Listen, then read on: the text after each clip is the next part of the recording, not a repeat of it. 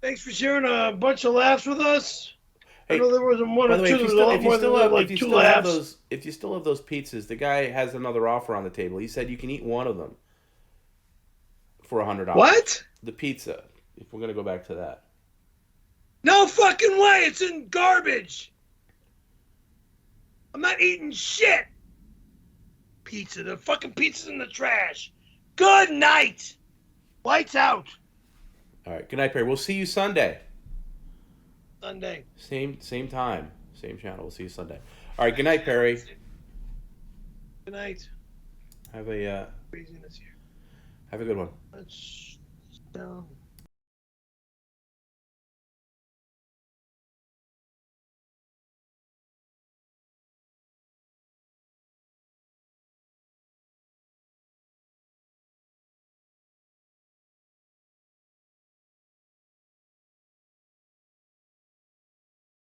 Thanks again, guys, for coming out. I no, I didn't even take a sneaky peek. I was talking to Joey.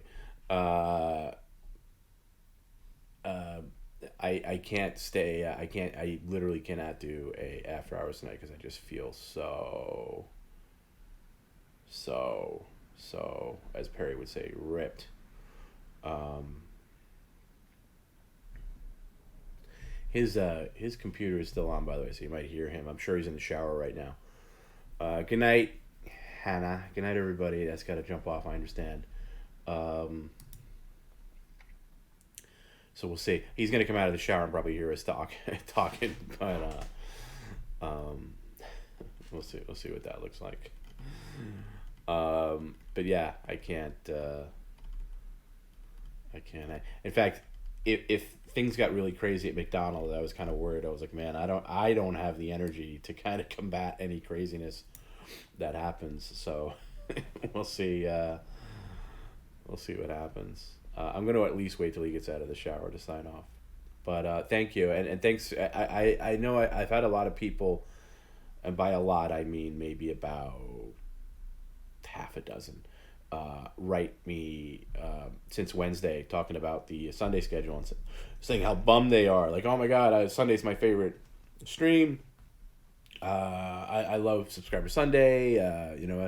And all I can say to that is it's not going anywhere. We're just going to do it once every other week, just from now until the end of the week, sorry, until the end of the year, and after that, it can come back every Sunday. The numbers keep growing on the channel, so more people come in, we'll see. But I think it's a lot. At least for me, this week was a lot easier. And keep in mind, we still do the YouTube replays on Mondays. So there's going to be another YouTube replay on Monday, which is going to be, they go in order of from the last one. So the last one I think was from, was it April 25th? And this next one will be the next stream after that. And I think it's called the Peripedia stream. Um, because it was the one where he went through his Wikipedia, and there were other things that happened, but that was that was the thing that was the most easiest to identify. So that'll be on Monday at 5 Eastern, 2 Pacific. So that'll continue on Mondays. And if there's ever a dud of a stream that I think is not worthy of a replay, I'll just dump that out like during the week, and then make the next one, the premiere. I think it's got to be somewhat premiere worthy. And there's not too many duds. There's not too many duds. But if I get to one where I think like, I don't know if this is premiere worthy, I'll just release that normally, and then just, you know, we'll see.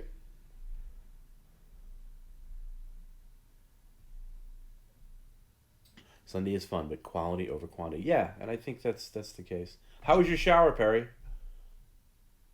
Did you get everything off? I see him moving around.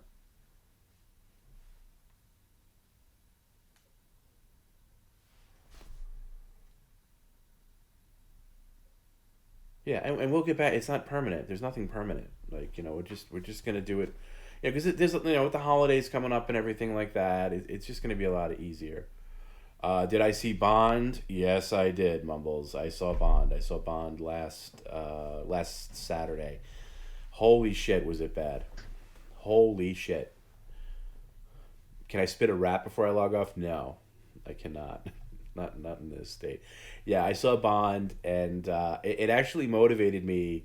I actually recorded a little podcast with a friend of mine, and we talked about it in pretty good detail that I may or may not put out at some point. But it was it was really it was the basement. It was the Bond basement. It was that bad, and I was trying to ask myself how far into the movie did I realize it was bad, and the answer maybe it wasn't right away, because there's stuff early on in the movie I really liked, but and I avoided all the trailers and everything like that. So they were like little moments that I'm sure were in the trailers that I didn't see, and I enjoyed. But it was bad, and I'm not going to give any spoilers for people who haven't seen it. But there is just some cardinal sins that are broken in this film, and it's funny. Some of the things that I was worried about the film going into it, like I was really worried. Oh, this is going to be a super woke Bond, and there's that element, but there's stuff that's so bad that wasn't even on my brain, like some of my fears were quelled, and then other fears were ignited as the film was going on. Wash the Bond movie out of your brain with Dune. Yeah, I heard that might be a good palate cleanser. I might do that. Yeah, it's just terrible because it's not James Bond. I never felt like I was watching James Bond. It was just it got too action hero-y. I don't like. I'm just gonna be very general because I know a lot of people haven't seen it. There's a lot of like action stuff in the movie. I don't like seeing Bond as an action hero. I don't like seeing Bond with big guns. Like he's walking around with like giant guns. I don't like that. Bond has a Walter PPK that he uses, or maybe he thinks of some other quick gadget to get him out of a situation. Somebody says Daniel Craig is the worst Bond, and I can't argue with that just because he has the worst movies. He has one great movie, Casino Royale, and the promise of the ending of Casino Royale is we're going to get a real Bond now, and he just never happened. And by the way, this Bond, he's not active. He's not an active agent when the movie starts. I guess in the last movie, which I forgot about, the end of Spectre, he's not an active agent ever. And can you name me a Bond movie starring Daniel Craig where he is officially a double O agent on paper from the beginning of the movie to the end? Is it maybe Quantum of Solace? Every other movie, he's like out of commission, or he's rusty, or he's coming back. It's ridiculous. The one good thing I'll say is I said to my friend as we were going to see the movie, I said, this movie better open with that gun barrel sequence. And thankfully it did. But the opening sequence was like laborious. It just went on forever. It was a terrible opening sequence. In fact, I don't even think the movie has a traditional opening Bond sequence. They just cut in the credits, opening credits where they can, and the movie goes on. And the song is horrible. I hadn't heard the song. That Billy Elliot song's terrible.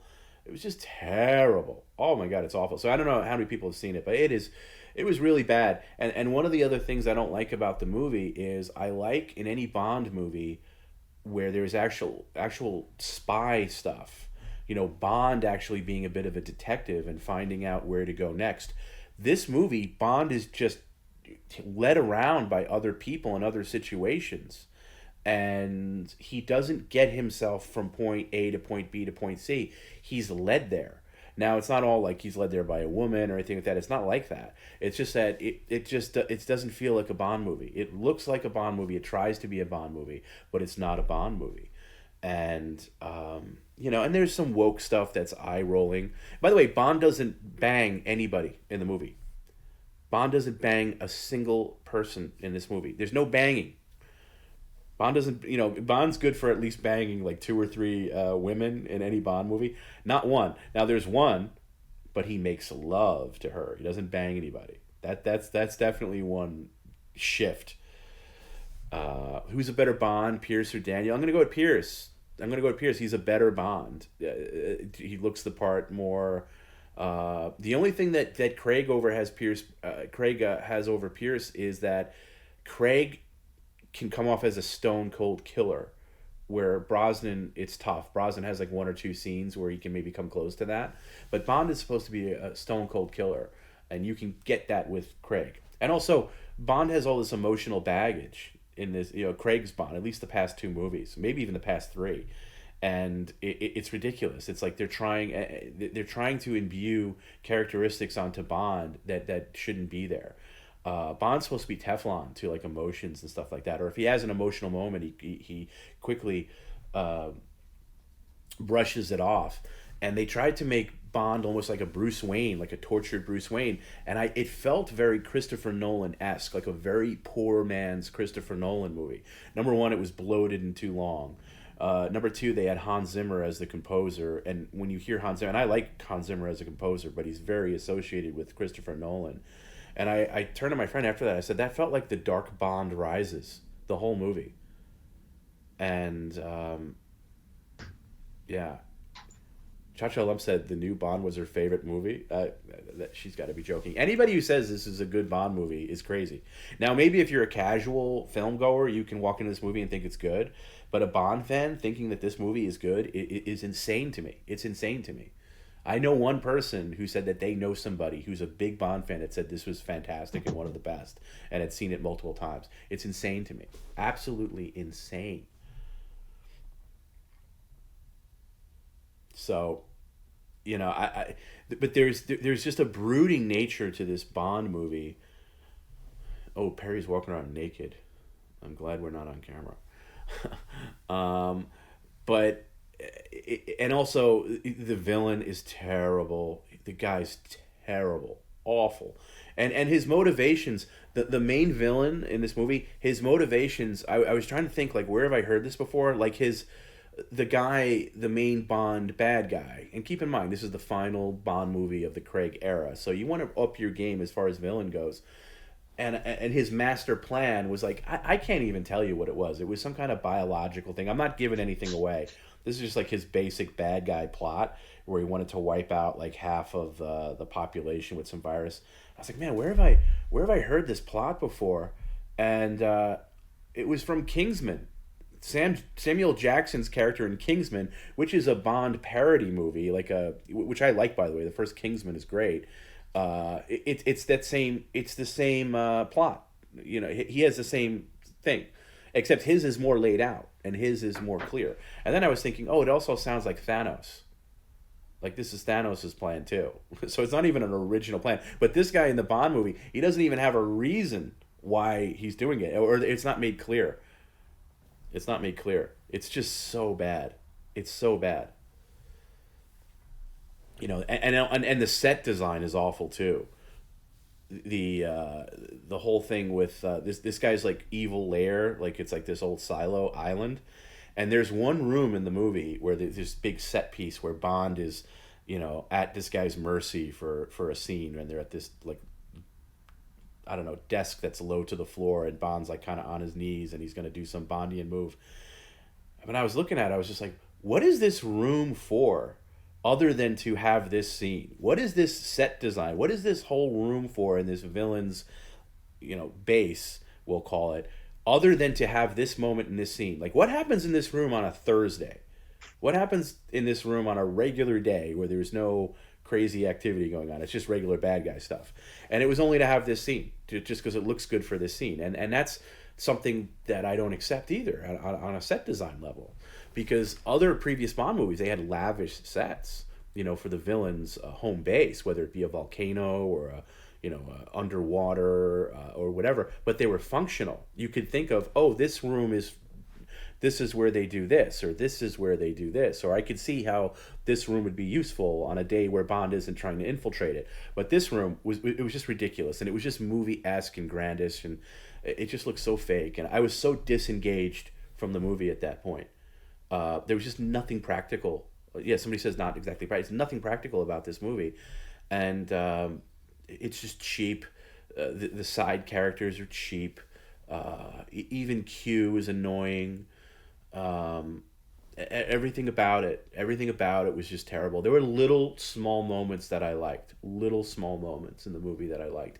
Like for instance, I thought like just from seeing the trailers, I thought that new 007, the who's a black female. I thought she was going to be one-upping Bond at every turn, and it wasn't the case. There was like little things like Bond riding on the back seat of her motor scooter, which I can forgive because he didn't know who she was at that point. Later in the film, they're on a mission together, and he's riding in the back seat of this like plane thing that goes underwater, and I'm like, I don't like that. I actually turned to my friend during the movie. I was like, I don't like this. I don't like Bond sitting in the back seat when she's driving. That's not cool because he was back as being an agent at that point. Harry's back in front of the computer. I think he's about to restart it. I don't think he's dressed, so I can't go on the camera. But if you can hear him clanking around, he might have turned off his speakers. Did you turn off your speakers, Perry? Perry, are you still there? Hello? He must have turned off the speakers. But, oh, you guys do not want to see what I'm looking at right now, trust me. All right. It is Porno Hub time officially, guys, and that is time for me to say goodbye to Perry. Oh, yikes. Oh, boy. You do not want to see that. Microwave Brigade says, I'm sure there was a lot more woke shit in the cut. Yeah, there was a little woke, and like the wokeness was like just curbing James Bond as a character. Like, you know, there was this couple of cool scenes. Like when he was in Cuba, I thought that was okay. And there's like a CIA agent he links up with to for a mission. And she was really pretty. And I thought like, oh, this is somebody that Bond should hook up with and bang. And it didn't happen. He was very gentlemanly about it. He was just like, okay, thank you for your help, goodbye. You know, so no, believe me, you guys did not want to see that picture, please. I did you a favor. But and it was just like little things like that. But Bond got a couple of one-ups on the other agent, which was like when he goes into M's office, like she thinks she's going to go in first, and he kind of goes in first and shuts the door on her. I was like, okay, I'm glad that the movie gave him that little one-up. He's not completely emasculated. But Jesus, and I hope I'm not ruining it for anybody who hasn't seen it. You're waiting to see it. I was just really bummed. You know, I love James Bond, and this movie's unforgivable. But by the end of the movie, I was so disengaged from the character because I didn't look at him as Bond anymore. That I just was glad that it was over. And then I stayed for the credits to see if they would actually say, James Bond will return at the end of the credits, which, was usually the case. And it did. It didn't say Jasmine Bond will return. It didn't say the chick agent. We'll see. Oh, last one, Mumble Soul, is Quantum of Solace. I mean, that was really bad too, but this is worse. This is worse. So going forward, my friend and I have a disagreement. He thinks that they're just going to do like completely like a whole like female 007 or something. And I said, no, they're not going to do that. But at the same time, we're never going to see the James Bond that we grew up with. We're not going to, they're not making movies for guys like us, guys in our 40s, and I say me and my friend, I don't know how old you guys are, but James Blonde.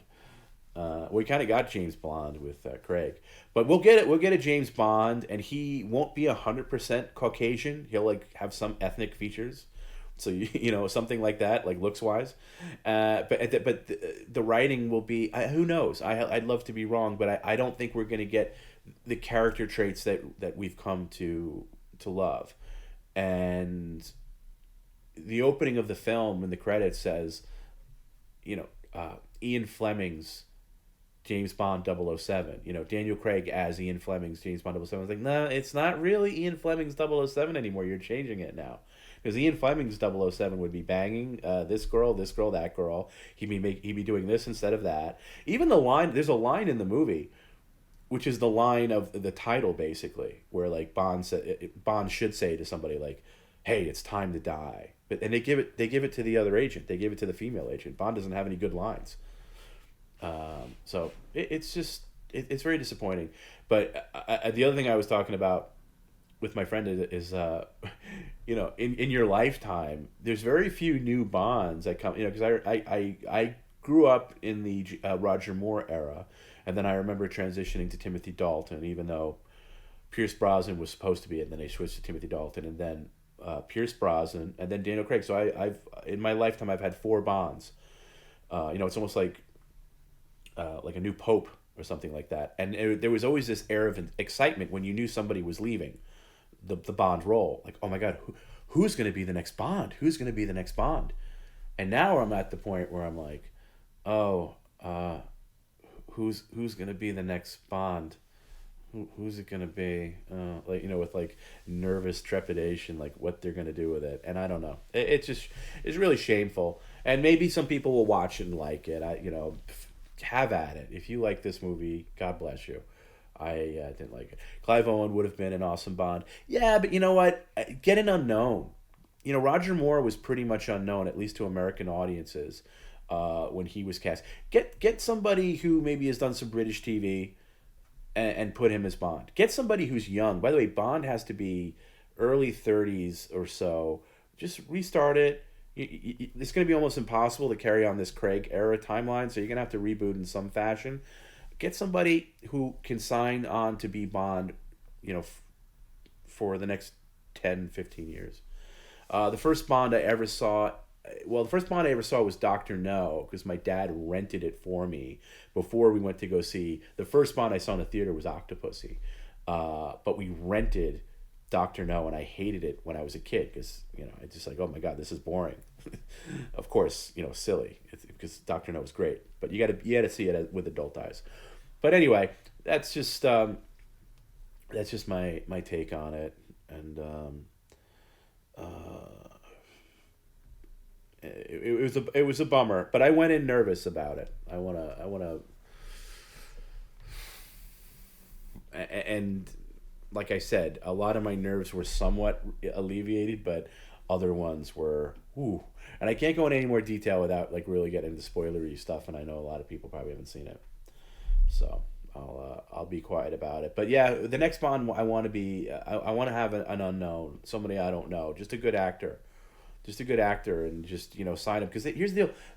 What's weird is Daniel Craig has been Bond the longest out of any other Bond actor. He's been there the longest, but he only has 5 movies because there's been such huge gaps in movies. Except the first 2 are 2 years apart, and that's really what it should be. There should be a Bond every 2 years. I'll even settle for every 3 years. I don't want these big gaps between movies, 5, 6 years. The previous Bond movie, Spectre, which this movie heavily relies on, Obama was president. It came out in 2015. Jimmy says, Daniel Craig doesn't fit. Oh, excuse me. I didn't get to my mute button in time. Daniel Craig doesn't fit as a Bond and never did. I understand that because he didn't look like Bond, but I felt like he was becoming Bond in Casino Royale, but just never did. No, it's not Last Jedi bad. Omega Cloud says it's not Last Jedi. Nothing's Last Jedi bad. Last Jedi is in its own league. Nothing is Last Jedi bad. Thank you, Danko. Yeah, MGM went bankrupt during this Bond, but MGM was always going bankrupt. That's the problem with the series too. Is MGM has had half the rights to James Bond because the original producers were Harry Saltzman and Cubby Broccoli, who had a partnership together, and then Saltzman ran into financial troubles, sold his half of Bond to the studio MGM, which was kind of an FU to Broccoli because he should have sold it to him, and then he'd have 100% control. So, but now Amazon owns the rights to. They bought out MGM, so they technically own half the rights, and they've said they're going to do theaters, which is a bit of a relief because it means that they're going to have deep pockets. So we're not going to run into those problems anymore. It seems like all legal things have been tied up and everything like that. And MGM was just always, basically all MGM had was Bond. So they'd crawl to like find the money, make money off Bond, but then in the intervening years before the next one, they'd go bankrupt again. So now that you don't have MGM as the distributor, cool. Somebody told me this, and I did think this is pretty cool. In Europe, internationally, Universal Pictures is distributing Bond. It's not the case here, but they have this cool thing. Apparently, I haven't seen it, but where the Universal logo is on the screen, and then it slowly turns into the dots that open up the gun barrel sequence. And I thought that was cool. So I guess you're only going to get that in the in Europe. But I guess if you ever want to see the Blu-ray release, probably seek out the international version because that'll look cool. But Rick says he's got to bang at least two dudes in the next one. Look, you know what? Nothing would surprise me at this point. Nothing. It's just. It's like Jason Bourne Bond, Grimace and Pain said. Yeah, and that's been the case for a while, where Bond movies should be the ones setting the trend, but it feels like, especially over the past 20 years, that other movies set the pace for Bond. Like Bond borrows stuff from like Jason Bourne, which is ridiculous. You know, I'm gonna go to sleep shortly, Ollie. Thank you for thinking of me. Um,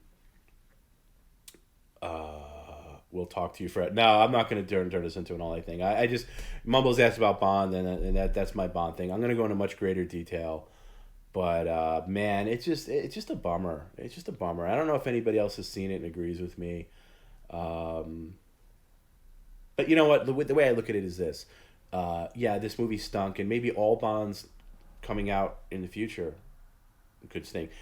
Danko says Bond could be bisexual. They tried that in Skyfall. There's a little scene in Skyfall that's very subtle where the bad guy, I forget the bad guy's name. It was another stunt casting thing, which I'm always. The guy who was the bad guy in Old Country for No Man is also the bad guy in Skyfall. And Skyfall's not terrible. It's just got a lot of holes in it if you put it under scrutiny, which of course I do.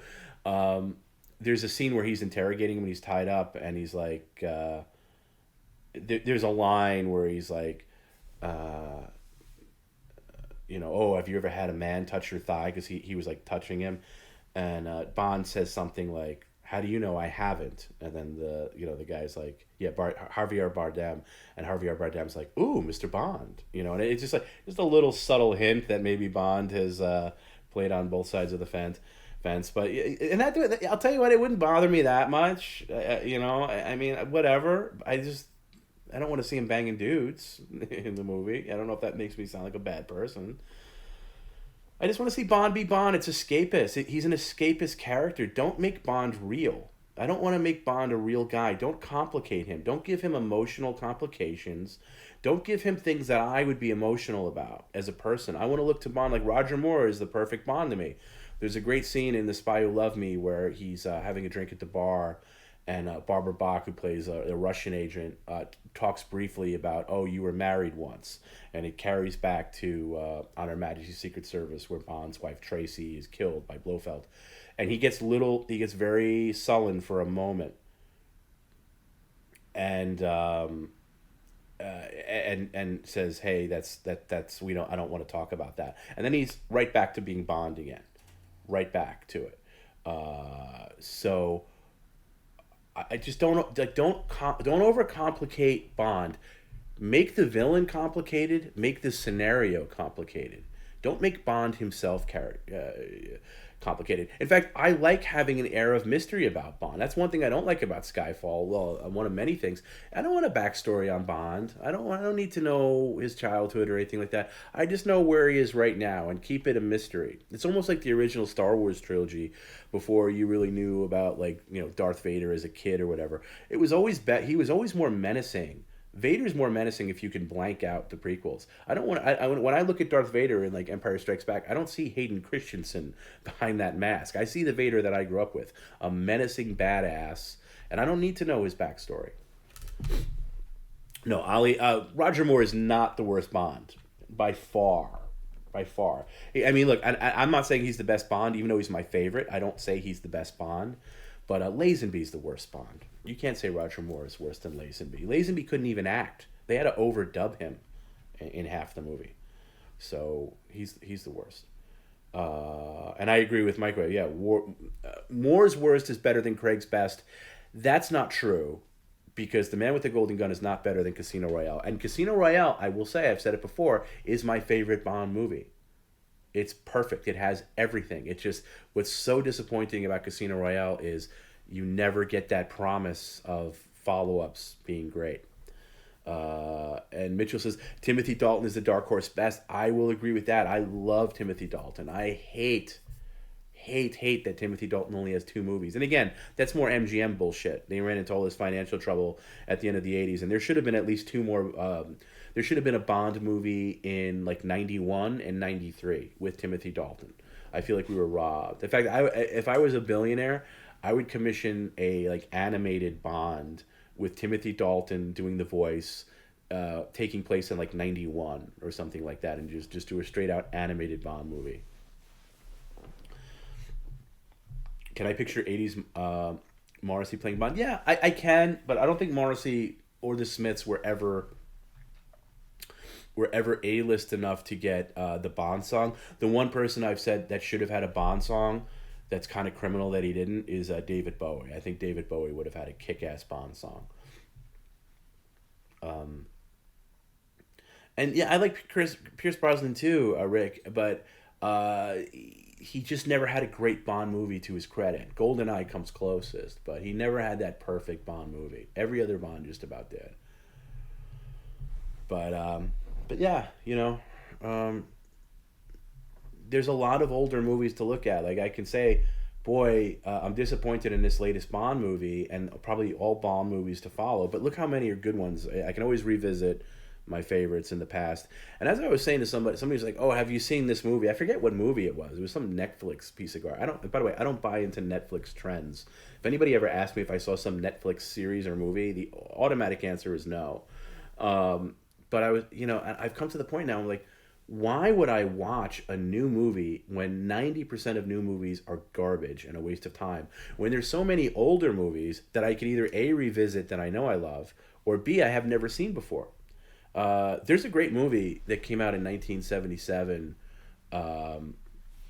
with Roy Scheider, and it's directed by what's his name, William Friedkin, and it didn't do very well. It's called Sorcerer, right? And it just recently came out on Blu-ray within the past few years, and it's about this group of guys from different like backgrounds and stuff, and they're like they have to work in this really harsh conditions in South America, and they have to get across this bridge, and it is so goddamn good. And I always tell people, like, go see that movie. That movie got annihilated by Star Wars the summer of '77, and nobody saw it. But it is a great movie, and I was recommending it to somebody recently, and they saw it, and my friend called me. He's like, "Oh my god, thank you for recommending this movie. It's amazing." I said, "Yeah." I said, "Fuck." I said, "I don't care what your fucking girlfriend or your wife says that she wants to watch a new movie. Tell her there are so many good movies in our past that we don't even know about. Like, I'll occasionally look up Siskel and Ebert on YouTube, and I'll just go best of the year 1984, and I'll go through their lists. And if there's a movie that I've never heard of that they put on their best list, I will watch it." Tom, you're the ultimate get off my lawn on movies. I know, I sound like a curmudgeon old man, but it's true. All the best movies are in the past, and I'm sorry to say that. Every now and then you'll get surprised by a new movie. Could be great. I'm trying to think of a great movie I've seen in recent years that I've loved. I loved Once Upon a Time in Hollywood. That might have been the last one, and I haven't seen all of them. I haven't seen every movie that comes out, and if I hear something from a friend that I trust, I'll see something. But I want to investigate movies that maybe missed me. There's a great Siskel and Ebert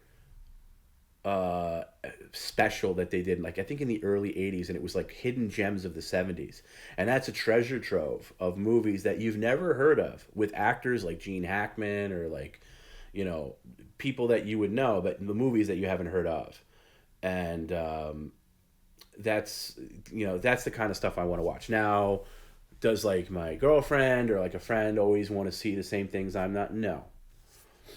Kyle, have I ever seen 1980 movie Dream Team? Yes, I saw Dream Team in the theater.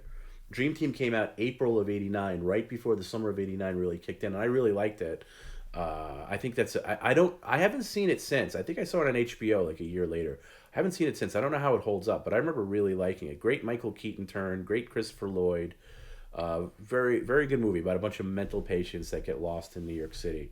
And a pre Goodfellas Lorraine Bracco, who plays Michael Keaton's estranged girlfriend.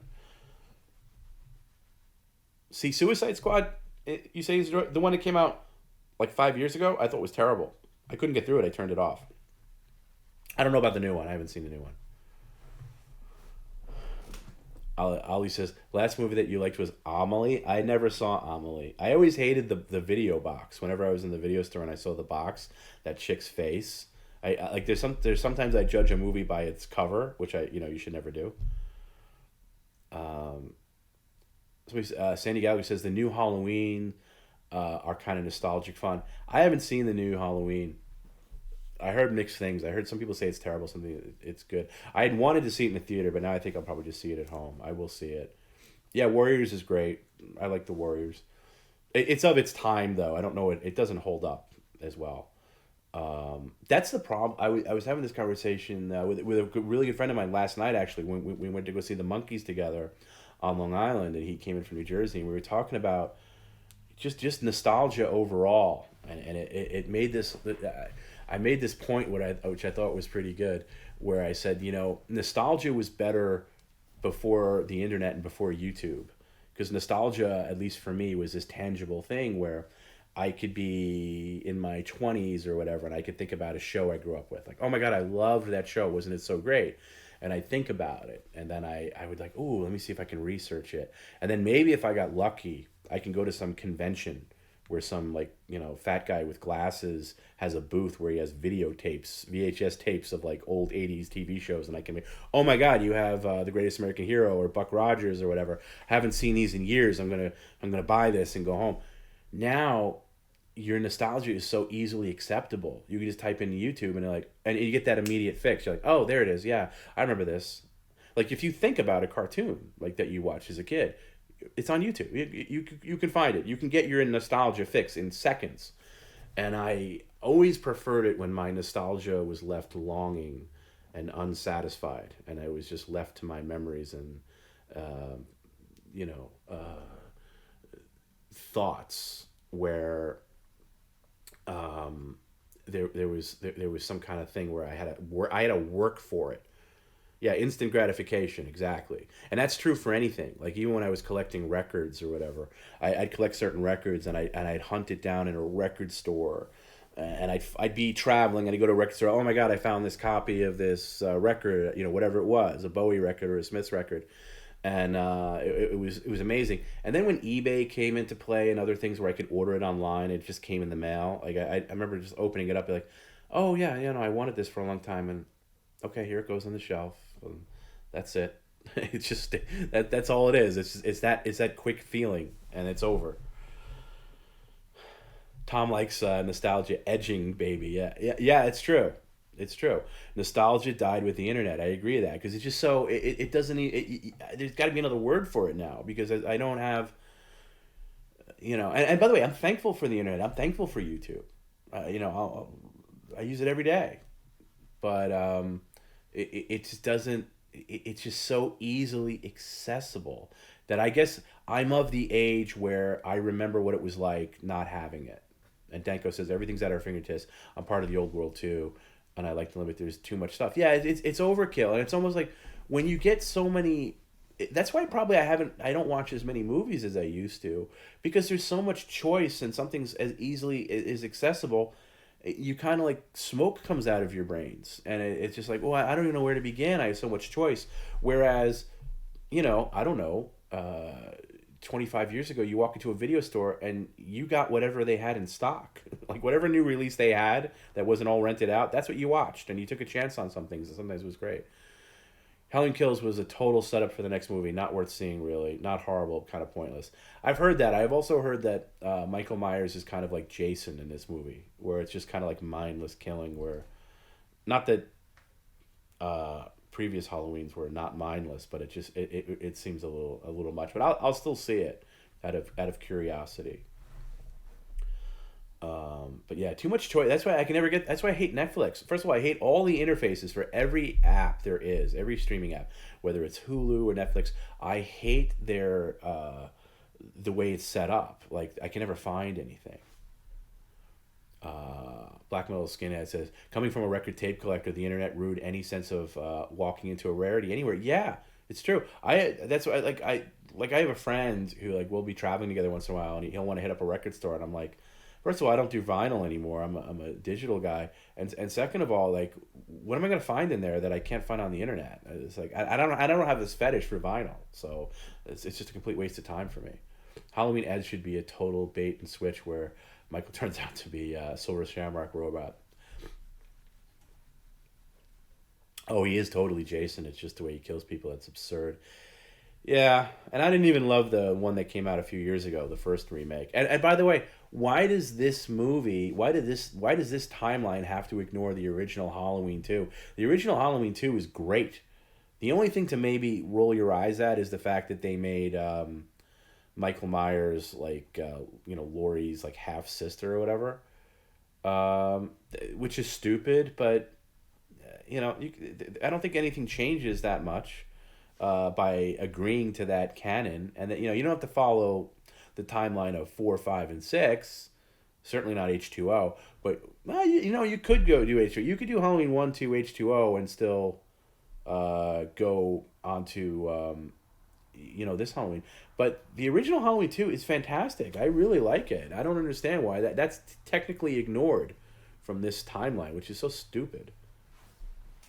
So we're supposed to believe that like Michael Myers got arrested the night of Halloween. And by the way, Halloween, the first movie ends with you don't see him. Like he falls off the balcony of the house and he's on the lawn and then he's gone. So that was the creepy feeling you got for it, and it led to a sequel.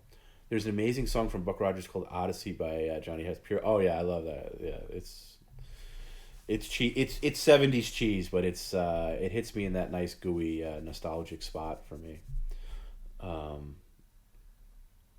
Halloween 2 has this great moment in it. I remember as a very very little kid. I don't think Carpenter hated Halloween 2. I think he hated the idea of it, but he participated a little bit, reluctantly. But Carpenter participated in Halloween 2.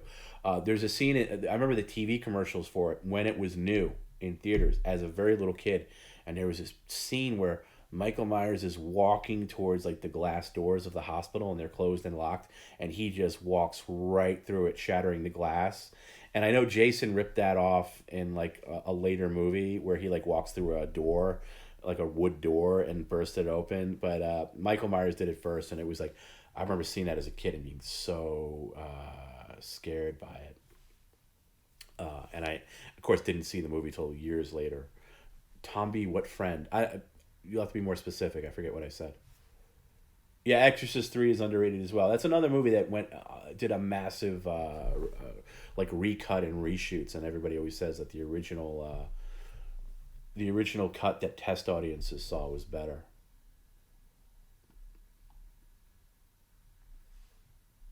But yeah, Exorcist 3 is great for George C. Scott is fantastic in it, and Brad Dourif, of course. You predict that they'll reveal Laurie as Michael's sister in Halloween Kills. Yeah. Is that the name of the next movie? Halloween Kills? For sure. That's kind of a lame movie. Kind of a lame title. But that's where we are with and I don't have the same attachment to Halloween movies the way I do James Bond, so it doesn't really bother me. Budweiser got him through writing Halloween 2. Hey, you know what? A drunken carpenter writing an outline for Halloween 2 is still pretty damn good. Top 5 favorite horror movies would be hard, but definitely the original Halloween, definitely the original Nightmare on Elm Street. And there's a couple of smaller ones. I like Basket Case, I really like. I think I've talked about that. I like a lot of shocky, like pre-slasher era 70s horror, and then I do have a thing for slasher movies.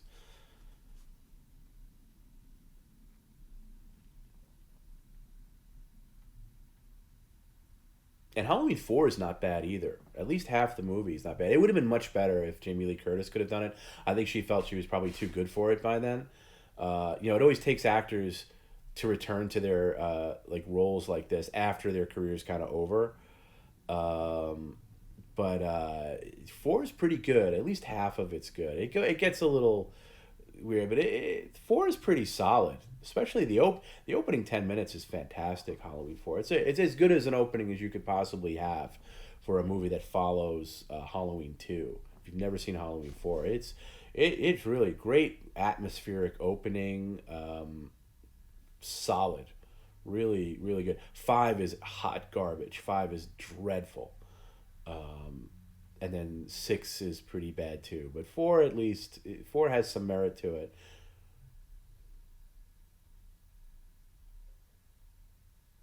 Basket Case.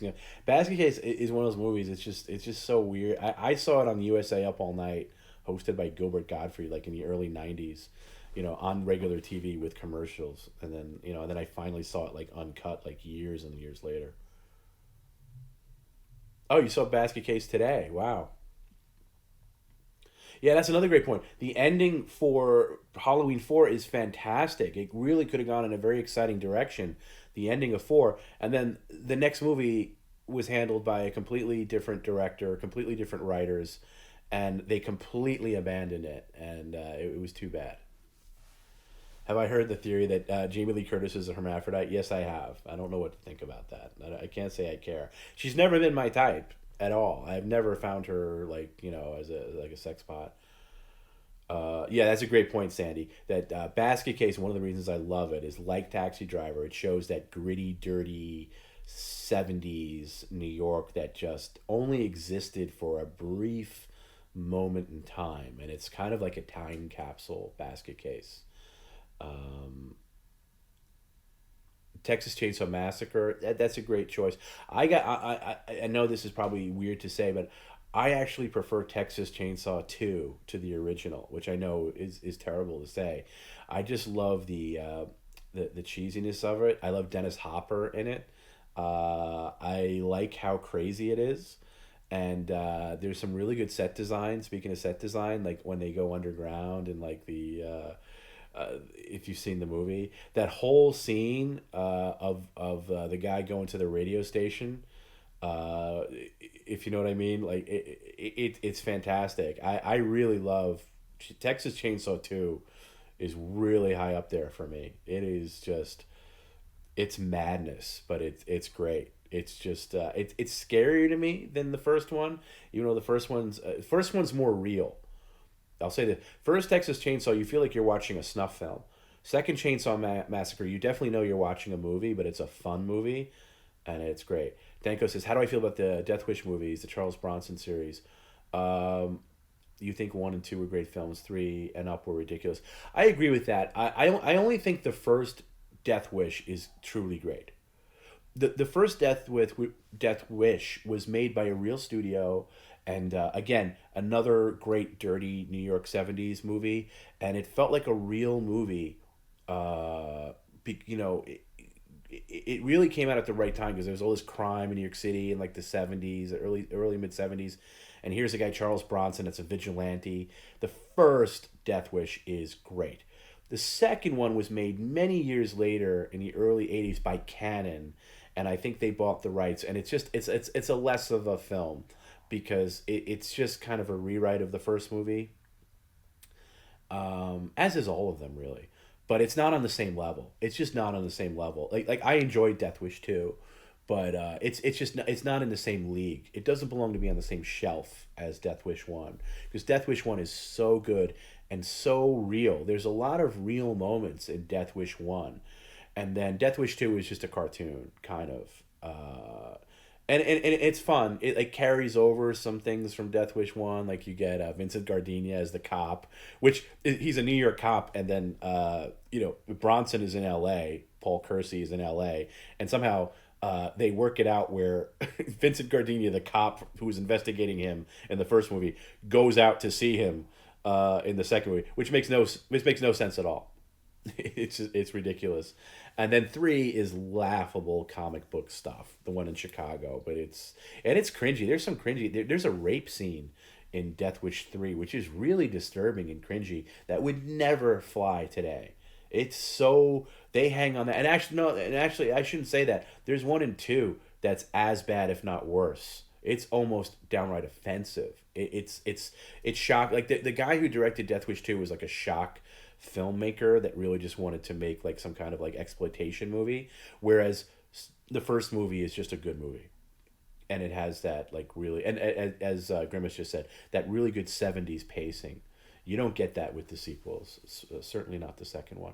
Have I seen Ice Cream Man with Clint Howard? Yes, of course. I love Ice Cream Man. I love Ice Cream Man, and I love Doctor Giggles with the guy who played the slow adult in L.A. Law and the bad guy in Darkman. I can't think of the actor's name, but that's great too.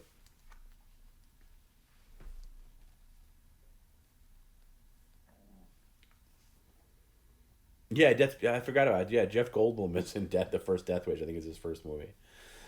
Uh, yeah, I'd like to see a Ice Cream Man 2 or something. I forget. I don't even remember if he dies at the end. I haven't seen it in that long.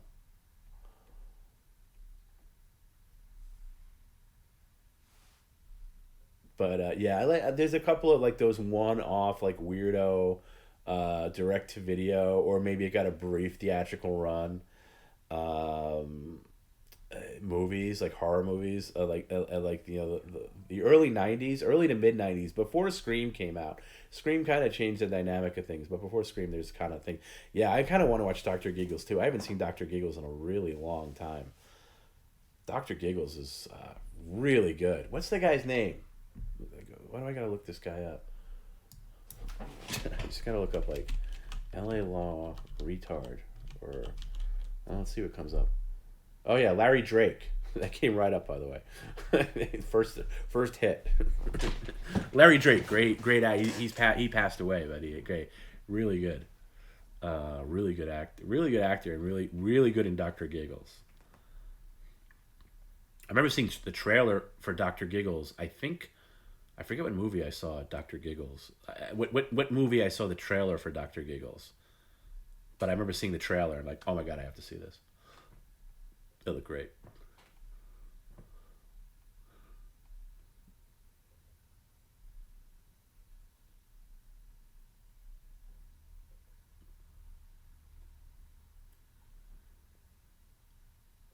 No, I never even heard of the movie Deranged, Denko, but that sounds good. I'm going back to some old chat on the side here for me because I haven't it hasn't been scrolling. And Mitch says I'm rewatching Voyager. I think I might like it the best out of the pre. You mean you like it better than the pre? Oh, I see what you mean. All the pre Abrams Trek series. I like Voyager. I saw Voyager for the first time like 5 years ago. Speaking of Netflix, I had never seen it, ever seen it. I've seen bits and pieces of it, and I watched this series. I think like the summer of 2017. I think is when I started watching it. I forget when I finished it, but I really enjoyed it more than I ever thought I would. There's some really, they're not all winners, but there's some really solid Trek in there. Uh, the newish horror movie Terrifier is really fun if you just want nice mindless bloodbath. Sometimes you want that. Clint Harris did the weird horror where cats are around the military camp. That doesn't sound familiar, but any horror with Clint Harris, I'd be on board with. If a band had to live with you for a week and you had no choice but to allow it, would you choose New Order or Depeche Mode? Depeche Mode. I can't stand New Order. I've tried to get into New Order so many times. They're just too synthy for me, and I know so is Depeche Mode, but I feel like they're less synthy. Voyager is decent, but kind of mess. Yeah, I agree. It's not perfect. They have like really long seasons, but there are some arcs in Voyager that are fantastic, like really good, really good. I think what you have to do if you have any interest in Star Trek is you got to get a really nerdy friend, and that friend is not me because I don't know Voyager. Like I couldn't tell you like episode titles, but you have to get somebody that knows Voyager inside and out and curate a best of for you. Like here, watch these 6 episodes from season 1, watch these 9 episodes from season 2, watch these 12 episodes from season 3, and so far, so on and so forth. So you can trim the fat.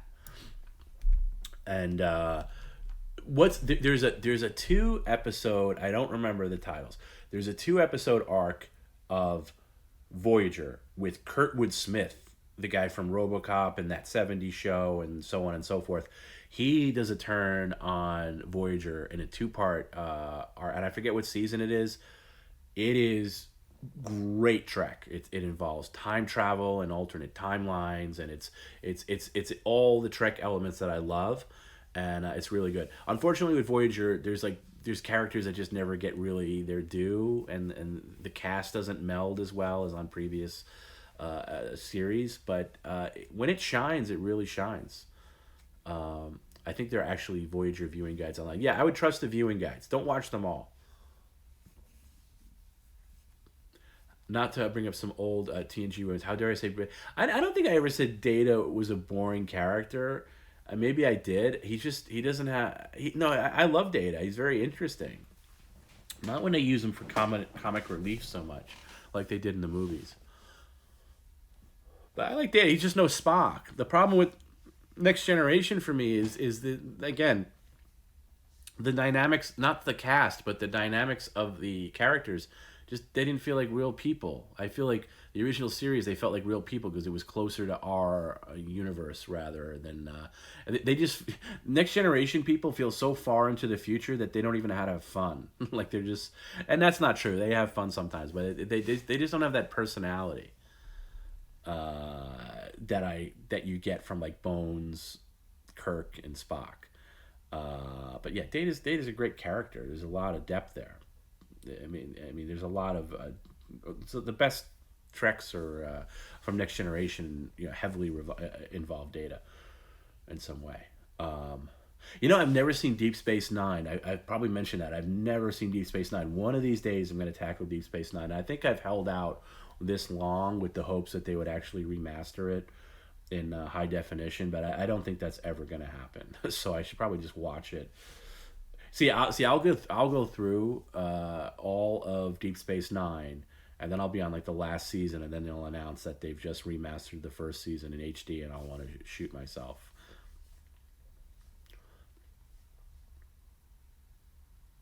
Neelix is okay. Neelix on Voyager, he's like he can be annoying and he can be an okay character, and then when you get deep into Voyager, they kind of almost forget about him. Like he's not really. Once Kess leaves Voyager, he's non-existent. Um, but yeah, you think Q worked better with Janeway? I don't know about that. I think the Q Picard dynamic in the original series, at least, not to see what they're gonna do with this horrible Picard season two, but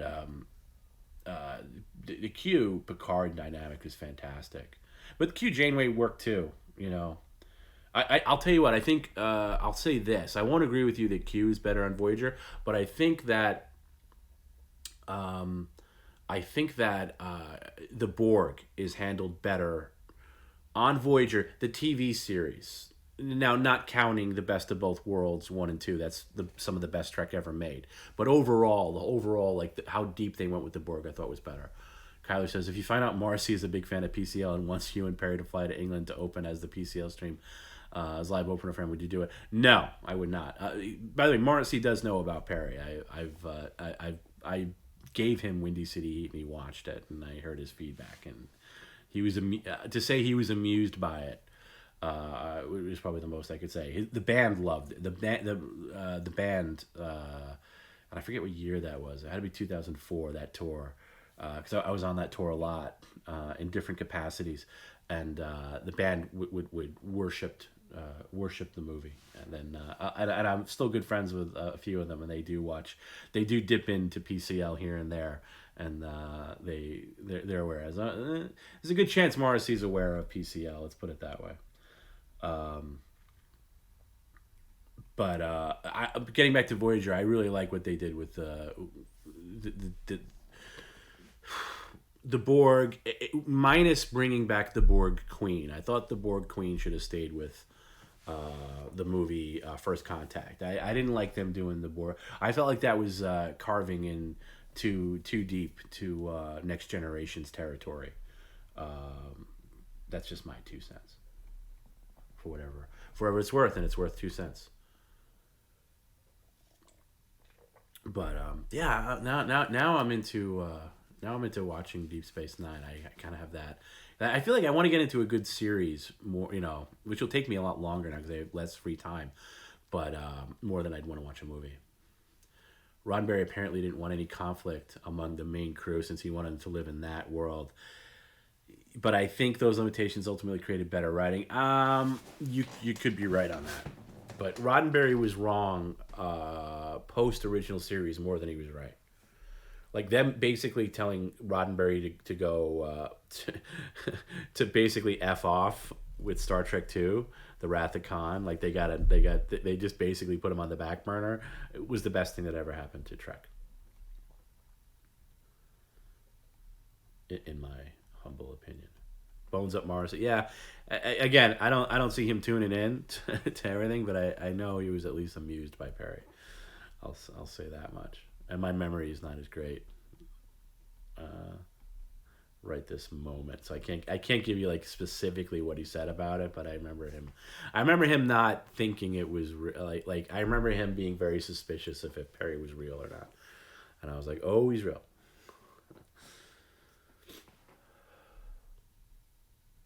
No, I haven't seen Squid Game. And what is and tell me what if see is Squid Game another Netflix thing? Because again, I don't do Netflix trends.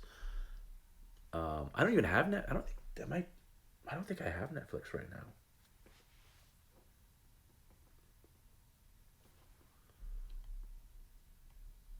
Is it what is it? Because I remember I saw it. I'll tell you how I heard about. Squid Game. Is there was some article here, like the New York Post, that said a school. Oh, it's Netflix. Yeah, then I don't know about it. I hate Netflix trends. If I didn't make that clear, I hate Netflix trends. I hated the Tiger King. I hate Stranger Things. I hate every Netflix trends that every Tom, Dick, and Harry's talking about. I hate it. Except that I'm curious to see the Dave Chappelle special that everyone's in an uproar about. But other than that, yeah, no. So anyway, there was this article that's saying like New York City schools banned kids going dressed for Halloween as Squid Game characters, whatever that means. Squid Game is just a shitty battle royale. I just feel like Netflix is one of those things where everybody buy. I feel like Netflix has a way of brainwashing people because it feels like everybody that jumps on Facebook like, oh my god, you have to see this new thing. It's actually great. I feel like it's never that great when you actually see it for yourself. You know what I mean? Like I feel like Netflix has this like haze effect on people, where it like gets into your brain, and it's like think it's good. Like do you actually think Stranger Things is a good show? It's just nostalgia porn, and there's other things that it's derivative of that are so much better. Chrissy says watch it live and watching it with Joey Bags, and if you how do you watch it live? What are you talking about? Netflix thing live? I don't know. See, I feel like an old man, but yeah, I don't get it. Um, there's nothing in Stranger Things, and by the way, I've seen every episode of Stranger Things begrudgingly, and there's little bits and pieces that I like, but overall, it's like Walking Dead. Although it's not that bad. Okay, I won't say that it's not that bad, but it's like just overrated. I don't get the appeal. There's just I don't know. There's people that only watch Netflix, which is strange to me. Like you only watch Netflix. It's like I used to have my own media server, like one of those tech nerds, where I built my own like server and I like ripped all these like movies and put on it, and then I fried it a long time ago, and I've been always saying that I'm gonna build another one, and I never get around to it. But I just like to have my own thing. If I want to watch something, it's there. Yeah, member berries is a good thing. Remember this? Yeah, it's just like they just tease you with these little things. I don't think. Oh, I got you saying. Yeah, okay, yeah. Because that's one. I'll tell you what. Speaking of watching live, that's one feature of Netflix I always thought they should have because the Shutter app has this, where you'll just click onto a uh, like a live feature almost where they're just showing a movie and everybody else is watching it at the same time. And I always thought Netflix should have a live tab where they have different channels. And then like maybe Sunday at 9 is when the new if you're into that, when the new Stranger Things come on. And everyone's going to be watching at the same time. Like a schedule or have like a channel of like, they have Seinfeld out. Show Seinfeld 24 hours. Or whatever, the Honeymooners or 24 hours. Like Pluto TV has that, but that's with commercials. Like I know there's something I don't want to. If Netflix had a live feature where there was just multiple channels that were just, and I would tune into that more than I would tune into, like something that I got to play from the beginning because I know it's always going to be there, and I'm like, there's just something about like everybody like flicking through TV, and I don't have like cable, but like flicking. I have YouTube TV that I have because of baseball, but that's it. And there's just something about like clicking through channels, knowing that everybody else is watching that same thing that you're watching at that exact moment, which is cool. But I don't know. What do I know? I don't know anything.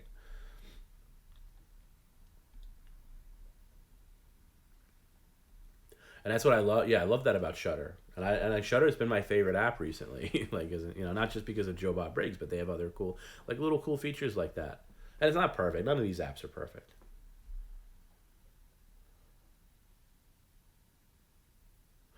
Did we watch the? No, we never watched. We never got around to seeing the Jean Claude Van Damme movie on Discord. It is. We'll do that at some point. Does Disney Plus have a live feature? Because I've never noticed that in Disney Plus. I don't know if I currently have Disney Plus.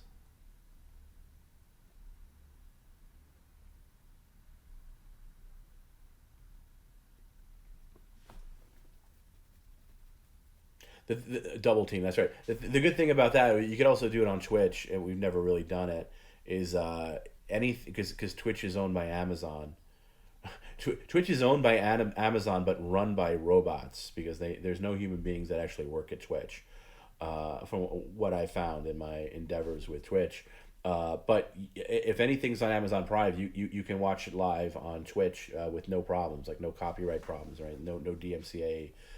Obviously, YouTube would be screwed there, but you can do that on Twitch. So yeah, uh, I know Joey did some kind of Prime Video. Joey did some kind of like watch The Room last night in Discord. I don't like The Room. I'm not a Room guy. I don't get The Room. Not that I don't get it. I get why people like it, but it's not my thing. It's not my thing. Yeah, Twitch has got to be all robots because you never get a real response from them. And even like I've investigated, like I was actually going down a rabbit hole with AN 1337's channel where it's like all DSP stuff, and I was actually when Perry the other day saying how he was investigating DSP, I kind of did the same thing, but I was just interested why he lost his partnership, and I was just like, why, and you never know what Darkside Phil says. Being true or not, but like it's just like, but even the no, like here's a guy like for whatever you think of it, Darkside Phil, uh, here's a guy that was on Twitch exclusively for years, for a long time, was in the partner program, and conflicting things as to how he lost it. But the thing that he said is that he found out later that it was because of saying hateful slurs, and they thought he said the N word, but he didn't. Which some people say is BS. They say there's another reason and he was lying. But let's just say he wasn't lying. He was reading the email that Twitch sent him that kicked him out of the partnership, and that seemed pretty because it was. I've gotten the same emails where it's just preconditioned thing where it's just like this pre-written thing. It's not even written by a real person. It's like, we're sorry you've been you're out of the partnership, and the thing that happens there is like you lose everything that you earn through partnership, but not only everything through partnership, but also being an affiliate. Like, hey, we're an affiliate channel, so we have subscribers and things like that are come with the benefits of being an affiliate channel.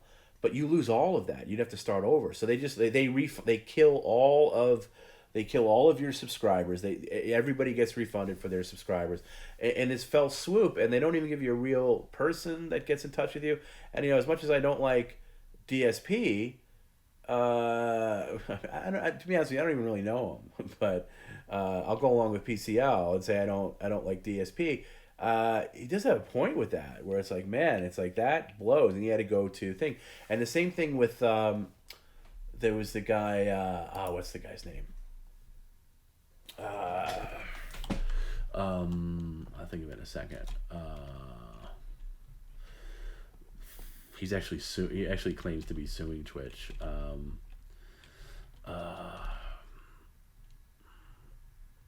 who's the huge guy that who's the huge guy that Twitch banned, and he said he's going to sue him. Like really, really popular streamer. Dr. Disrespect. Thank you. Couldn't think of it. I had a brain fart for no reason. But then he said he found out and they like and he there's a guy that's like we're talking millions of views. We're talking millions of income that he makes because he's like top of the chain. And Twitch like banned him. I think one of the first times they banned him was he was at some convention. I don't know if it was like some tech convention or whatever, some game convention. And he went into the bathroom, the men's room, while he was live streaming, and that's one of the things that got him like temporarily banned or whatever. That's amazing. You can't go because you have to have respect for. There's something in the terms of service of Twitch where like you can't go into a public restroom because it's like So the one time Perry went in like on a Denny's, like I had to cut his camera because we can't show that. I knew that from Dr. Disrespect. And then he got banned for something else that like completely lost his channel, and now he says he's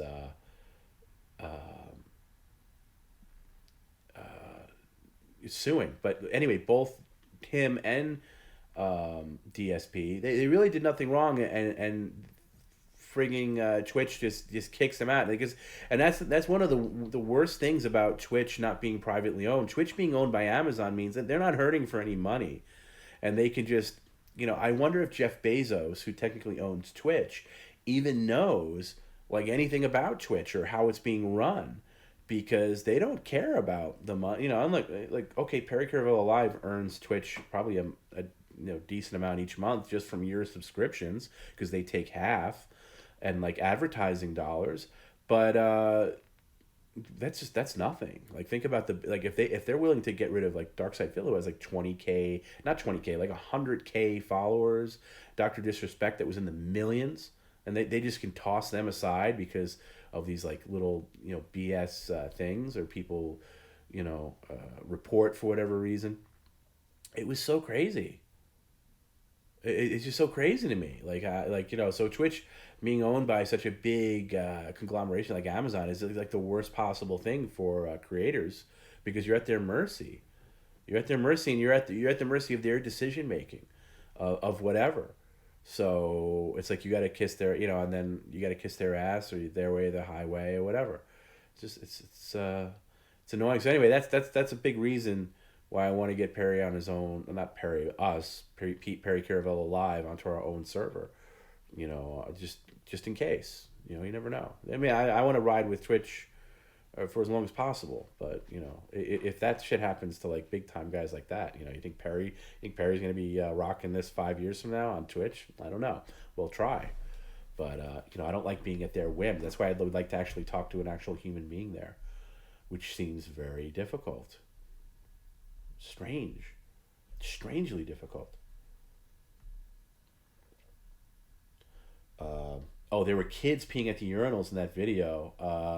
He should have known better. Maybe he just didn't realize it, And somebody like Dr. Disrespect, you're so big, you probably think you're Teflon, and okay, maybe you should get a suspension for that. But that's not even what he was kicked off Twitch for, though. There was something else after that he hasn't said.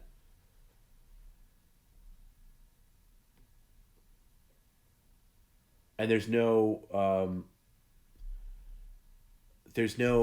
alternative. And I've said this before. It's gonna take. I wish I could do it, but I'm a nobody. It's like you can't compete with Twitch, and also like you got to compete with YouTube too. YouTube's a different problem. Like the problems that like a stream like this would have with Twitch, you don't have with YouTube. But then there's problems with YouTube that you don't have here. And you are longing for this alternative that probably is not going to come because it's impossible. But somebody eventually is going to combine what's great about Twitch and what's great about YouTube into one thing and incorporate other things like Patreon. Now YouTube's starting to do that a little bit, but they're a little late on it. They're trying to do things that Twitch does, like the subscriber thing, like the thing, but it's not quite there yet, and the YouTube algorithm stinks compared to Twitch. And even YouTube's trying to do things like Patreon does, like have subscriber videos, and that's even something I was looking at, like, oh, maybe we do just a YouTube thing, but it's not quite there yet. Like it feels like YouTube is trying to do a lot of different things that other companies do well, but they're not firming it up right. That's from at least what I can see. Twitch and Amazon dumping big channels that could cause them big dollars in lawsuit is a no-brainer. Yeah, that's true. It was right after the Microsoft competitor failed and closed that they kicked off Dr. Disrespect. They probably just thought he wouldn't sue them for breach. Interesting. Have I seen The Daily Show on Comedy Central recently? Of course not, Mr. Giant Dog. Of course not. No, I cannot stand the sight of Trevor Noah. I haven't seen The Daily Show, Jesus, since Craig Kilborn hosted it. That's the last time I saw The Daily Show. Now, live stream isn't the YouTube thing, but it's a better. That's like we're streaming on both right now because it's just more convenient. It's convenient for me as an end user, not as a creator, but as an end user, YouTube is great because again they give you like if you have a problem with the video, your internet's not perfect or whatever, scale that right down. Scale that down to like the lowest it could possibly go. You don't have that option all the time on Twitch. You have to be partnered. And I'm less and less. Like, I'm almost at the point now where maybe we don't even care about partnership. What's the point? Maybe there's just more eyes on you with partnership. Maybe just hang out being affiliates forever. Maybe that's like something not worth chasing. And we'll just rock the way we have been. Is it really the case that Perry wearing costume bumps up Twitch numbers, or is that BS just to get paid? No, it's not. It's absolutely true. Anytime Perry is in a costume, there's a thing that I get, the report that you get when you end the stream, that Twitch sends you a report. And there's a category called unique viewers, right? Unique viewers means people that come to check out the stream for however long.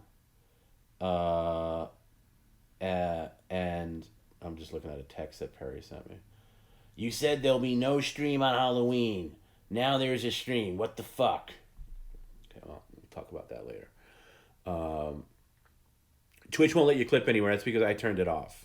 I turned it off because I turned off video on demand, so I turned it off. I turned it off because it's just trouble. It's like if somebody's looking to screw you, and especially right now where I haven't heard back from Twitch, so yeah, I turned it off. That's why there's no video on demand, because that's how we got suspended the last time. It wasn't the live stream. It was the video on demand that got us. And I don't even know if somebody reported it or it was just an algorithm thing, but I'm just not taking that chance. Sorry. So that's why people ask why there's no video on demand right now. That's why. But I'm trying to find, like, there's a thing called unique viewers, right, on Twitch, and that's the category where you find out who comes in to see you for the first time. They've never seen you before. These people look at the stream for the first time, and they could stay for a couple of minutes, they could stay for an hour. And that number varies between 2,000 and 4,000. 2,000 and 4,000 people. Now, not all at the same time, but they check Perry out for whatever reason, because if you look on the Twitch suggested channels, you see some guy dressed as Humpty Dumpty or Napoleon or whatever as Wario. Now, tonight's costume I don't think was as eye-catching because it's kind of generic, Dracula. But that gets, oh my God, I'm gonna click on that. I'm gonna watch that. YouTube's not the same because the channel now. Having said that, there are a lot of people who have found Perry through YouTube, like new fans, but they're just not on the same level. It's just not the same as the number of new people that have discovered Perry here on Twitch. And I say here, even though we're on both, but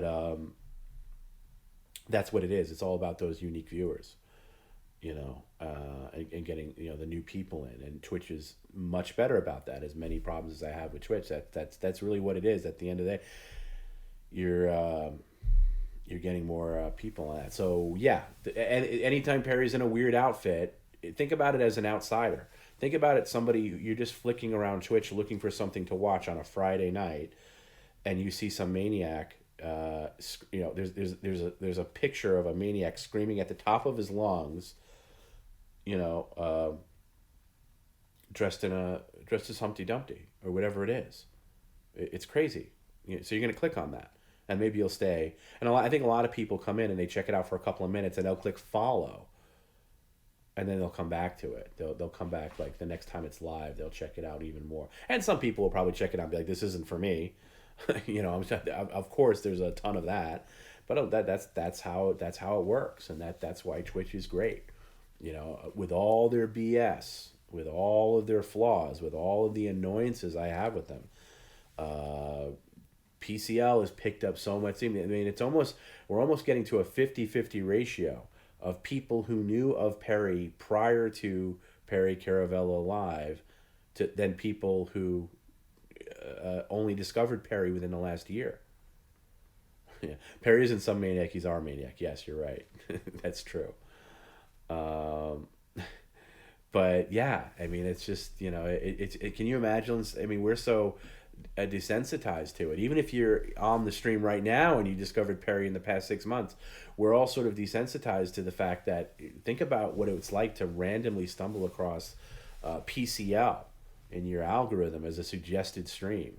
Think about that. Think about like clicking on him for the first time right in the middle of throwing a fillet of fish down, right in the middle of dancing in his hallway, right in the middle of whatever, being at Denny's, yelling, gritting his teeth and yelling at us to shut the F up. Think about catching that for the first time. It's got to be crazy. It's got to be crazy, and then it's always great to look at those comments, because Twitch has this feature now where like new people are highlighted, and you like people always type in like, what's going on here? What's the story? Who is this guy for real? Who's this voice man? Who's this producer man talking? Who is he? Why is this guy talking? Where's this voice coming from? and then you guys in the chat are always so awesome about answering their questions, and that's the thing that's great about, again, not to talk about how great we all are, but this community is so awesome because more than any other community, there's so many communities that whether it's a live stream or whatever the focus is, there's so many social communities that shun new people and basically are rude to new people, like newbies. Like they don't treat them right. They're treated like, shut the fuck up, don't talk to us. You know what, you can't talk yet. You have to earn your stripes before you can even say a word in here. But then you guys are great. It's like you're kind of like letting them into a nice warm bath, and you're telling them to like what to watch and who Perry is, and I think this community, more than any other that I've ever seen, at least to my knowledge, it's great that you guys are so awesome to new people, because I've never seen a new person come in here and be treated rudely, unless they're a troll.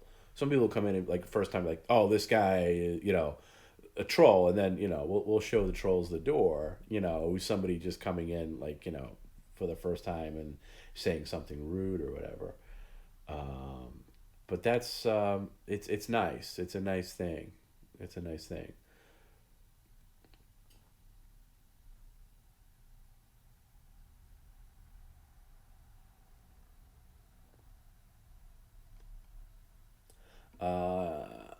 Hey Tom, you don't have to answer, but is Perry making a good living off this? Yeah. I mean, you got to consider. I really got to blow my nose, and I have nothing around here to do it. Oh, yes, I do. There's you got to figure, still a tremendous amount of debt that he has on the table from 4 years of like leeching off other people, building up like a lot of credit card debt and other things. But yeah, so not only is it chipped away at that, yeah, he has enough money to like we can think about actually moving him for real. It's gonna be a big expense, but yeah, he doesn't cook anymore, right? I mean, if you haven't noticed, like, I mean, I guess I don't know if you guys would notice, because, but I deal with him every day. He doesn't cook anymore. He doesn't buy groceries anymore as much as he used to, because he eats out all the time. He never had the money to do that. He'd be begging me to have that. So he has nice money. He has money to buy clothes. He's very cheap though. He's still that's always surprising to me. Is he's still very cheap, but I guess that's good. And what I really want to do is and I say we at PCL wanted to do is give him a little fund for like retirement.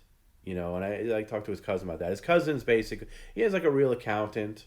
He has his cousin, which looks over all his like income and stuff like that, and we go over the books and things like that. He's gonna have to, he's paying taxes and everything. So, but I'd like him to have a retirement fund. So, because he's not gonna be doing this at 80. I mean, maybe he will. I don't know if it'll be with me, but maybe he will. But there's going to be a time where he's not going to do it anymore, and I want him to have a nice life. I want him to be able to get what he needs or whatever, because we say this a lot that Perry's kind of our guy. We don't want him mistreated. This and to be honest with you, I was talking. I think I was talking. Oh God, I guess it was Joey, like about the McDonald's thing, and it's my favorite kind of Perry slash PCL bit, if you want to call it that, or like just thing, because the whole thing of the McDonald's delivery is so innocent in its nature. It's not mean spirited at all. Perry is the one that turns it into this evil thing. And that's the great thing. Even like the popcorn thing, whatever. There's so many examples of that. Those are my favorite Perry things, is when it's something very innocent and universally funny. Like somebody getting, I don't know, just somebody sending him whatever. And just this universally, like, thing that'll be, like him getting a delivery in his dentist chair or at a restaurant. It's funny now. It'll be funny 10 years from now. It'll be funny 20, 30, 40, 50 years from now. I don't know if anybody will be watching it then, but it's funny. And it's such an innocent gag, but he's the one that turns it into this evil thing. We're not doing that. The intention of it isn't evil. The intention of it isn't thing. He forms this narrative where he has to file a restraining order against Ronald McDonald or things like that. And that's what I love. That's my favorite type of Perry thing, whatever the word is we're gonna use for that. Whether it's bit or trope or gag or whatever. That's my absolute favorite form of Perry humor. Is that stuff. And that's what I like now. I had came to the conclusion like a couple of years. I was like, okay, I think we're nearing the end of this McDonald's thing, but let me do this. And sure enough, something else happens that strikes another chord, and it continues. I will say I was very depressed this week when he went to the courthouse. In fact, if you went on Patreon and you heard his voicemail from the courthouse, Perry goes. I've trained Perry to be very descriptive on voicemails, by the way. That's been years in training, because I want him to be a storyteller when he leaves me a voicemail, just in case. Now, some of them, he's telling a story that's all weeds. 90% of the voicemails he leaves me is weeds, and I would never post those because they're boring. But when something like that happens, he's very good. And I said, call me in the moment. I always make sure to never answer my phone because he's going to leave a voicemail. And when he left the courthouse after filing the restraining order, I was bummed out because he didn't blow up. More than that, I didn't know that he was going to the courthouse. Had I known, I would have made sure he got a McDonald's delivery to that courthouse. Made sure of it. And at least an Egg McMuffin or something, because it was in the morning. And or egg McMuffin with filet of fish. Something. And I was so disappointed and devastated by that, because this could have been perfect, that I didn't see the overall thing. I actually sat on it. I wasn't going to post it. That's how crazy I was. I wasn't going to post it because I thought it was so bad and I had failed. Because, oh my God, I can't. How did he not tell me he was going? I should have known, and I should have maybe sent somebody to get some video. I should have. Oh my God! But the fact that he went and he was dejected, and not every voicemail he has to be blowing up. But man alive, was I wrong? It turned out okay, but I'm still bummed. I'm still bummed that we missed the thing. I don't know. I don't think we're gonna send him to the nut house. I think he's gonna send us to the nut house. I think it's the other way around. But yeah, My wife hates that Perry is warm and lovable. I can see that. I get annoyed with some things sometimes. Um, but yeah, I mean that's it. So I don't know where I don't know where else we can go with it. To be honest with you, I mean he's so odd on it. I thought like poor Rick. By the way, Rick in the chat, he's the one that dropped the McDonald's on Perry's car hood today, and he had the balls to be right across from him filming it, and I thought Perry might because I was only hearing it on the phone. I thought Perry might leap onto his car, and like he was that worked up. And do I think the outcome of I don't want him to go to any other courthouse, by the way. I think we're over the courthouse. But I will say that he has a couple of restraining orders, but that restraining order that he filled out, and if you haven't seen it, it's all over social media. The restraining order he filled out at Ron McDonald's, I think that would be a great auction item if we ever need a really good like key. Like who wouldn't want that framed, signed by Perry, his restraining order against Ronald McDonald. But I like the universal but innocent gags with Perry that elicits maximum stupidity and maximum rage on his part, but the rage isn't there on our part. You know what I mean? The rage isn't there on your part. You know what I mean? Like so not I don't like mean spirited stuff. And I know sometimes it gets close to that line, but I really don't like it. Um, but yeah, so it's hard to navigate, and sometimes they're just and the best things or gags or whatever are the ones that Perry gives himself. You know what I mean? Like Perry just lands in your lap and is hand delivered from Perry. Mitch says I went through a sort of a short phase thinking Perry was an actor. He's a hard person to imagine being real. I know what you mean, but yeah, he's real. My brother-in-law laughed. Sandy says when you showed him the screenshot of the Ronald McDonald um, restraining order. Yeah, I gotta say, it's hard for me to really gut laugh, but he got sent home, and he was gonna. I got that voicemail, and you know what I called him on the way there, and he was gonna throw away that restraining order and like try it again. And I was like, no, say it. I said, take a picture of it when you get home. And having not known what he wrote down on it, I had no idea what to expect. And boy, oh boy, when I got that message, that he took a picture, it was not that great, and I had him retake it. But the one that I saw for the first time, and I look at what he wrote about, the beats of it, like, I mean, I was dying. I was dying, dying. I mean, he puts like it's just it's almost too good. It's almost like there's no way. Like there's times where I have an out of body experience. I'm like, just the fuck. He's punking me. There's no fucking way he did this. And, like he writes race Italian, and then when it gets to like who you're writing the the restraining order about, Ronald McDonald, the clown, and it was like height, don't know, weight, don't know, race, clown. I saw that. I had tears in my eyes, and for Perry, and I'm usually pretty straight. I'm usually kind of like I look at it almost like as a business. Like, oh, okay, I guess I couldn't breathe. I could not fucking breathe. I mean, if you don't know what I'm talking about, I guess I could pull it up, or can I? I don't know if I closed it out or not. Let's see. Can I pull it up? But don't you love that I said earlier that I wasn't gonna do that long on After Hours because I wasn't feeling well? Fucking idiot. Anyway, this is it, right? So this is and this is on social media. This is posted all over. But if you haven't seen it, for whatever whatever reason, person to be protected. A lot of people like that he gave himself a little courage on the height and weight. Race Italian, hair color brown, eyes color angels, age 57, date of birth. We can't say his mailing address, zip code, telephone number, optional, but he wrote it anyway. His car, his license plate, which I blocked out. And then, person to be restrained. Mumbles, it's all your fault for asking about the new bond. We'll see. Whatever.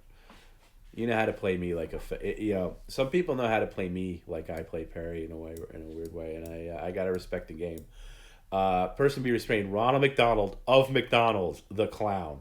Sex male, height don't know, weight don't know, race clown, hair red, eyes blue, age unknown, residence address all McDonald's, business address don't know, employer McDonald's, occupation McDonald's clown. Describe any marks, scars, or tattoos. White and red clown makeup with red nose, clown shoes, and yellow suit. Guns or firearms, none.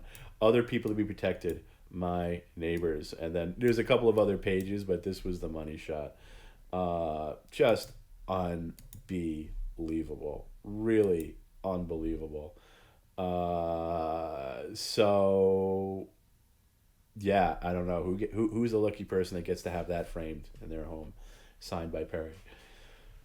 Although he like right now, I'm sure he thinks because he said it on the stream tonight. He's like, because in conversations we've had afterwards, he's like, "Fuck them." That they were laughing like this is a joke. This is no joke.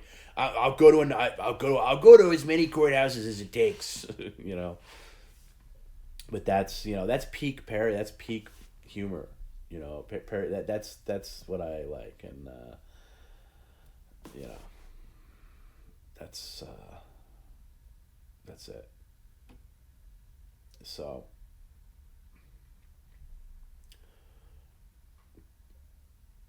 did he describe what the clerk's saying? Yes. If you go on Patreon, his first voicemail,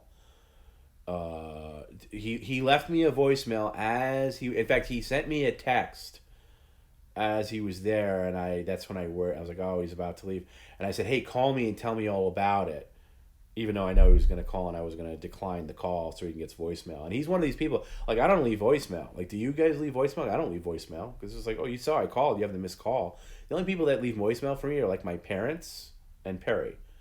Like old people. If you're over 50, you leave voicemails. If you're under 50, you don't do voicemails anymore, unless it's like really important and you have to. But he's very detailed in the voicemail. So yes, as he's on the steps of the courthouse, he gives the whole account, what they said, and everything like that. Now, yes, do I wish we had video and stuff? Yes, but he's very descriptive, and I'd like to animate that at some point and put it up on like YouTube or something.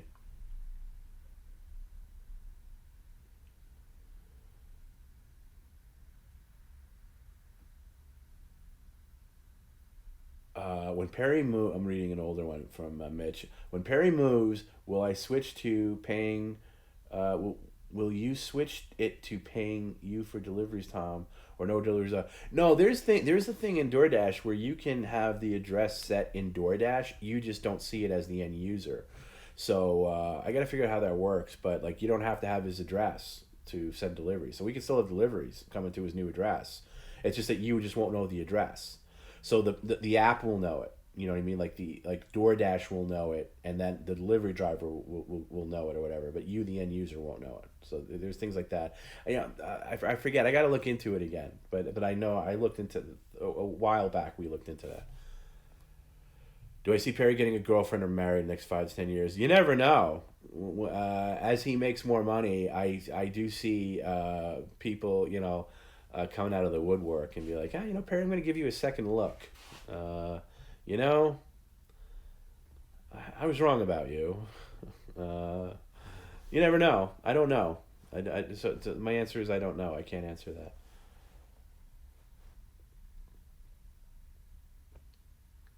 But yeah. God, speaking of McDonald's, I wish I skipped dinner tonight, and I wasn't feeling well, which is why I didn't eat, which is stupid. But now I'm getting really hungry, but I'm not gonna eat anything.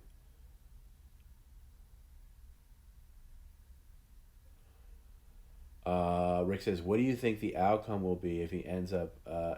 Oh, the other courthouse. Yeah, I think I answered that. I'm gonna try to make him not go to another courthouse. I don't think we need any more things out of that, and it can only lead to trouble. I think the people at the courthouse in Van Nuys where he went the other day were just super amused by him. Like They kept calling people over, according to Perry. Like they were like, "Hey, you got to hear this guy. He's got a restraining order here for Ronald McDonald and McDonald's, all of them, and he's dead serious." Can you repeat that story again, sir? Like I told you, I am being stalked. So, God. And you could totally see that with somebody with a GoPro would do that on like YouTube, but they would be the one playing the prank on them, and that'd be annoying because like, oh, we wasting these people time for it. It only goes so far. But here's Perry, stone cold serious, stone cold serious. Can you imagine?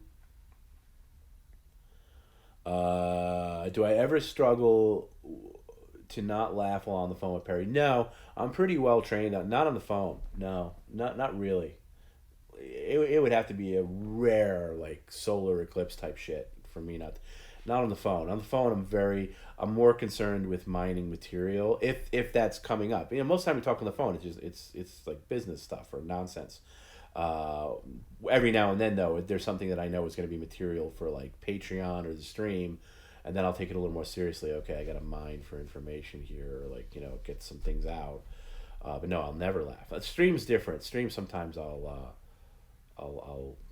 you know, things happen instantaneously, and I'll laugh. But a lot of the time I'm on mute, and you guys won't hear it.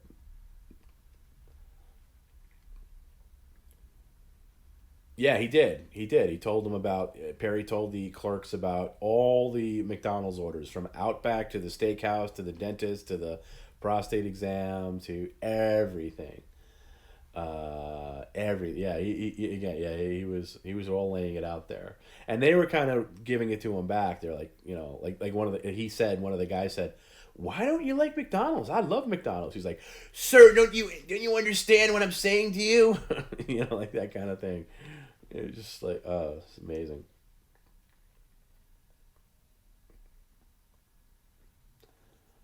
But yeah, it's crazy. It really is. I mean, it really surprised me. I didn't think he had it in. I thought he was just threatening that. Monday morning, going to the courthouse. You will be, you will be served. And I was like, there's no fucking way he's going to the court. And then, sure enough, I should never underestimate him. After all these years, I should know better. I should never underestimate Perry.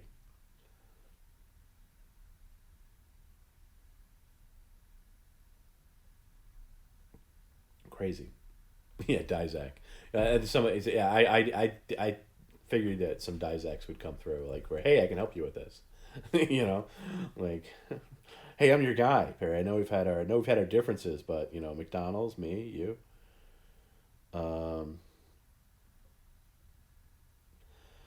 so yeah, he loves court. He loves court. He's just really bad at it. Uh, he's terrible at it. He's like the worst at it ever. Should have that tattooed on him too. Why not? Sewer. Professional sewer. That should be right above snowboarding. Professional court filer. God, I can't. Like, how many times have you guys been in court for anything? Like, I've been in court for like a ticket or something like that. Like, this guy's been in court so many times. Like, he's ridiculous. Suit filer, yeah, that's you should get that. Like, it's almost like he likes going. God, I mean, I've been in court so long, but like the times where I've had to go for like a traffic violation or something like that, which is a long time ago, as Perry would say. I dreaded it, dreaded it. I'd almost rather pay the full ticket than go fight something in court. When's the next TomB week where Garrett, Rick, and Tony? Probably in 2022 sometime. I don't see it happening before the end of the year. Probably in 2022. I gotta have a reason to go out there. Like the last time was like because the adult told me there might be something in the works that I will have a reason to go out there with him, like another gig. So in the early stages of talking about that, we'll see what happens. What's his lawsuit record? I don't even know. I don't even know. I don't know. I mean, he's got the whole thing with his brother-in-law, and then all these other cockamamie lawsuits that Dizak guy attached him to. So no, and no, I don't know when Smiling Friends is going to air. They haven't given an air date. They originally said um, they originally said the fall, but here we are. It's the fall, and they're not even announcing anything. I'm assuming it's going to be early 2022. I can't see them doing it before that. I mean, they would announce it by now. I even because Perry's actually going to do a podcast. He's got a couple of pretty decent popular podcasts that he's going to be a guest on that they've asked him because of the streams. And I'll mention the names of them eventually. But I wanted to see. I emailed the producer. I said, "Hey, Perry's going to do these podcasts. Can we? Is there a date for the show?" And they go, "Oh no, we don't have a date yet." So, or maybe they have it. They're just not announcing it. So I don't know. I'm going to say early. No, not Hot Ones. I wish he'd be amazing on Hot Ones. Hit up that guy on Hot Ones on Twitter, whatever, and we'll get him. Get him on there because I think he'd slay. He'd slay on Hot Ones because he has such a tolerance of heat. I think he'd be the all-time Hot Ones champ. And I know the guy's a fan of the movie. I don't know if the guy. I don't even know the guy's name. I don't know if he's a fan of PCL. If he even knows that Perry streams. No, and not podcasts of anybody he knows. These are real podcasts like other people do. But people that are also fans of the streams. So I'll not to be a huge tease, but I don't want to say just yet until we firm up the date. Yeah, don't give him pickle or hot mustard or anything. Sean Evans, that's the guy's name. Sean Evans. Yeah, hit up Sean Evans on just tweet him and say Perry's available. Because apparently he does it in L.A. and New York. And if they want to fly him to New York to do Hot Ones, that'll be great for us because we can just do we could do a Perry week in New York.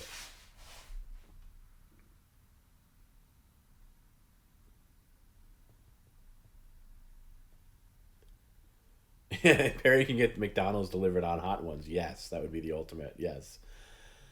I'm on a show. God damn you.